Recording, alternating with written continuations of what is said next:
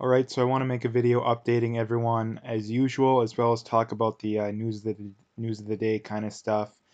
So let's get right into it here. In Canada, we're up to 8,548 cases with 96 dead. Alberta up to 754 cases with 64 new cases yesterday. We were trending down. Now we're back up to 64 again. So we're kind of all over the map. Alberta also is up to 9 dead, which I think yesterday we're at just three. So like 6 people died yesterday, which is pretty crazy. But the death rate as a whole in Canada is pretty good. We're at about, I don't know, 1.5%, just over 1% in both Alberta and Canada as a whole. So that's a good sign compared to other countries. Like Italy's at like 10%, and some other countries are, at 3, 4, 5%. The States, I think, is around 1 as well. So it's definitely not hitting North America as hard as other areas, which is good. But again, like I say, we're back up to 64 new cases from March 31st. So again, I really hope that this passes sooner rather than later, because I think that the whole case, or the whole thing behind this, I think was a little too heavy-handed. Like I mentioned before, I think it was a bit of an overreaction to completely shut down all businesses. I think in the long run, I think that we're going to be more. I think that it would have been a better idea to just, like I say, isolate anyone at risk, anybody who's older, anybody who has a compromised immune system, anybody who, I think maybe businesses that have, places or businesses, or if you react with massive amounts of people, yeah, but again, a lot of businesses, there isn't massive amounts of traffic daily. You're not meeting, hundreds of people or coming into contact with hundreds of people like a lot of places. But basically, I think basically in the whole scheme of things, I think looking back, and I mean, this will be in the history books. I mean, kids will be taught about this, generation or two down the road in schools. I think that we'll look back and be like, hey, yeah, that was pretty scary, but completely shutting down the economy was a little too heavy-handed, and I think the whole shutdown of the economy will hurt us more than the amount of people that get sick and or die. Now, again, we are still a little bit early on in the process, but again, my goal I think would be within 2, 3, maybe 4 weeks at the most. Like me, maybe May, unless this gets a lot worse, I would be like, yeah, we're opening businesses again in May. Like it's gonna go on too long. And then the main reason is that the government can't afford to keep paying people out. Like they can't even afford it as is, let alone paying millions of people to not work. Like they can't afford that. So not to mention too the hit that the economy will take. Like the economy won't just turn back on like instantly. It could take months, maybe even a year or two to get it back and going, because even though people can get employment insurance doesn't pay you nearly as much as you're normally making. Now, again, your expenses won't be as high, but I would venture to guess that even though their expenses are down quite a bit, they're still not taking home as much money as they were if they were working. In other words, people are going to have less money to spend when this whole situation ends and we go back to work and life, normally. So that's why I'm saying it's going to take a while for people to build up, a little bit of a nest egg so they can start spending normally again. And a lot of people may never do it. That's why it's something that I'm really concerned about. That a lot of people may never build up that nest egg that they had, or be able to spend at the rate that they were. I mean, a lot of people are spending more than they have, but I'm talking about people who, living paycheck to paycheck, that actually weren't spending more than they have.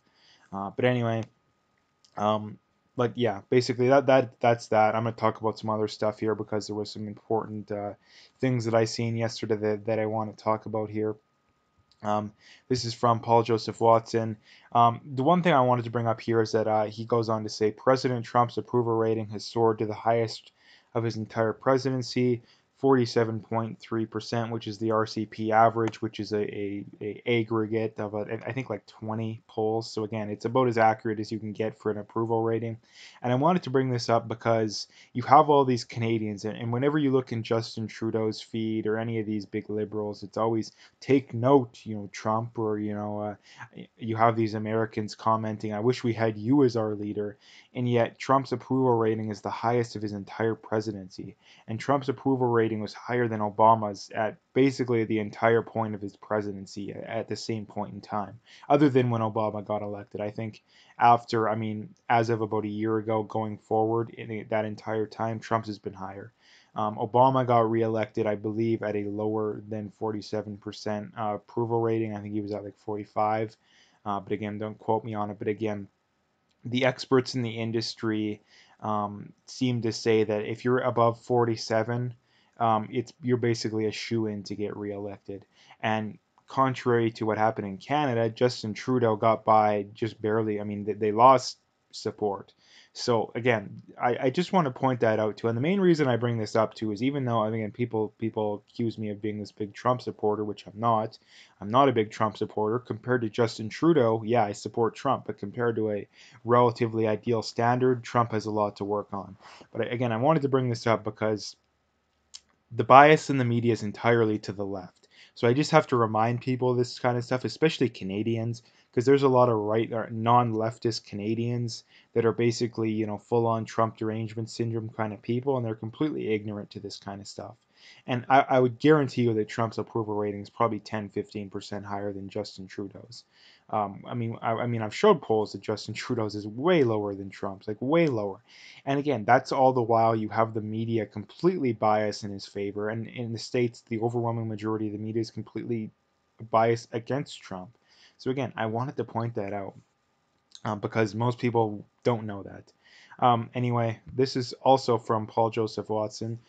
He goes on to say, daily reminder that China is to blame for the coronavirus. It originated in China. China lied about human to human transmission. The World Health Organization amplified this lie. China disappeared doctors who tried to warn the world, yet our media still suggests it's racist. Talk about this. Now, there's two aspects to this story. Number one is the media bias aspect of this.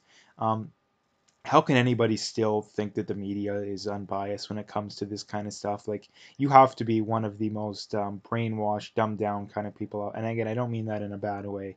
But again, you have most of these media outlets who literally openly they wear their bias on their sleeve, and yet you still take them for being unbiased and objective. Like, again, what world do you live in? And the other thing about this too is that China is basically completely to blame for this, and yet you don't have these people that are more mad at China. Like, you have these people that they want reparations for stuff that happened to your, 10 generations ago, great, great, great, great, great grandparents, but yet you don't want reparations for stuff that's happening in the here and now that we can definitively prove. Like, again, the backwards agenda of mostly the modern left is just absolutely astounding. And the main reason, like I say, that I bring this up is that it may come off as biased to some people, but the reason why I bring it up is that nobody's talking about it. Like, the day that the media and the schools and all these kind of things are honest and objective with the way they teach people and the way they report stuff, I'll stop talking about it. But until then, I got to start talking about it because 99% of the criticism is the exact opposite direction that it should be going. Um, this is from Kian Bexty. He goes on to say the new political divide in the West will be those who are at the teat of China and those who aren't. Here's why Jason Kenney announcing the basic truth that China lied to the world is such a big deal. Now, again, Jason Kenney, good. Again, a lot of stuff to criticize him on. I'm not going to, well, although not the BS stuff that the left will criticize him about, the cutting a couple thousand public sector jobs. I mean, while you simultaneously ignore the 100,000 private sector jobs that have been lost over the last 5 years or so. But anyway, like I say, he does have some stuff that I think he definitely needs to improve on. But again, not the BS stuff that the left criticize him for. But anyway, yeah, China lied to the world, and that's where we're at too. That it seems like that's where we're at in it too. It's the more lefty, communist sympathizing kind of people.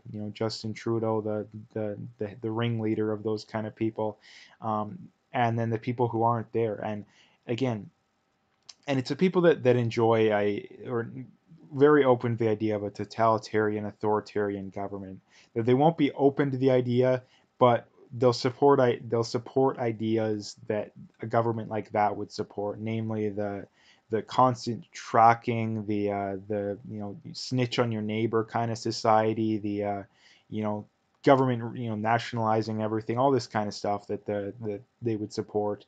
And again, I don't believe that kind of stuff. This is one take home point that I really need to stress, is that we can't afford to sacrifice any civil liberties that we have. I mean, we know we don't have a ton in Canada to begin with, but we can't afford that. We can't afford martial law. We can't do that. I don't care. Like I've mentioned before, I don't care how many people are sick, how many people dying. We can't. No martial law, none. And the problem is that when you took polls in the UK, um, 2/3 of people are supporting military on the streets right now, or proposing, support a proposal for that. And I assume the majority would in Canada too. And that's a very scary precedent. And I mean, that is that not something that we can all agree on? Like again, people always talk about, well, we want to find common ground. We want to find common ground. Well, this should be something that's very easy to find common ground, and yet we can't. And that's why is that we can't even find common ground on the easy basic stuff. So yeah, I just wanted to bring that up because it's kind of crazy. This tweet is also from Paul Joseph Watson. He put out a video, and again, go follow him on YouTube and or Twitter if you have any of those platforms. He's a very good follow on both of them. But anyway, he goes on to say that the same leaders now demanding we follow social distancing were as little as 3 weeks ago encouraging people to congregate in huge crowds. Now again, New York is the state that has the biggest outbreak by quite a bit. Guess what? It was, was it their governor or their mayor, one of the two, that was he was big on, oh, we don't need the social distance, we can keep going out, and now guess what, they're the state that was worst hit. You have Italy and you have Spain, two of the worst hit countries in Europe or even in the world now.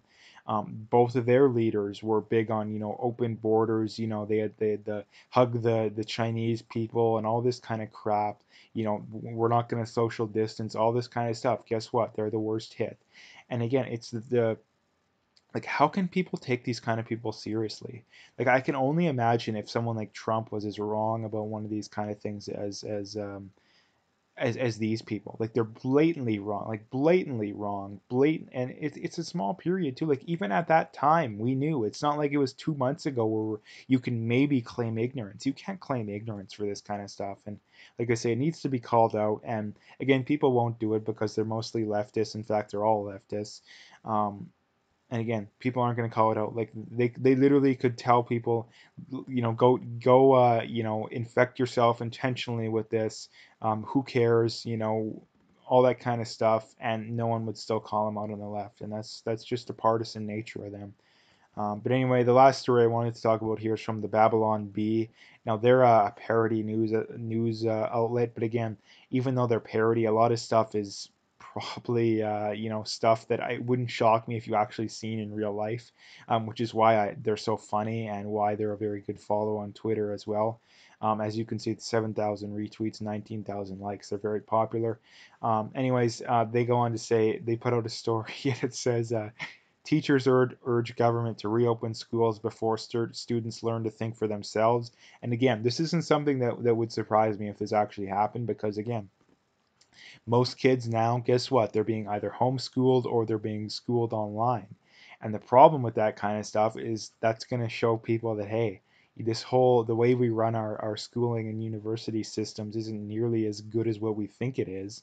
We could do it for much cheaper and it would be even better and cheaper to do it this way. But again, that would, make a lot of these teachers lose out on their cushy salaries and not be able to indoctrinate kids into their leftist ideologies. So that's kind of why that wouldn't surprise me if something like this happened. And again, I mean, it's also pretty undeniable too. Like, homeschooled kids just as smart, just as when you look at their SAT scores, all that kind of stuff, to turn out just as good, and yet they're being taught by people who have largely no professional or higher education degree, any of that kind of stuff. And that just goes to show just how bad the system is, that people who have no formal education do just as good of a job doing something as people who have at least 4 or 5 years of formal education that probably cost them what, a couple $100,000 to get. And that just goes to show just how unvaluable how bad and invaluable public schools, universities are. Again, it's just pretty undeniable too. And again, the left will argue that, but again, that's just because they care more about the indoctrination part of it rather than the actual schooling and teaching people part of it. But anyway, that's all I have for today. If you like the video, make sure to hit that like and subscribe. I will be putting out a second video later today, so stay tuned for that. I do have my PayPal linked in the description. I do have an email address for e-transfer. I appreciate any donations, but at the very least, just hit that like and subscribe if you haven't already.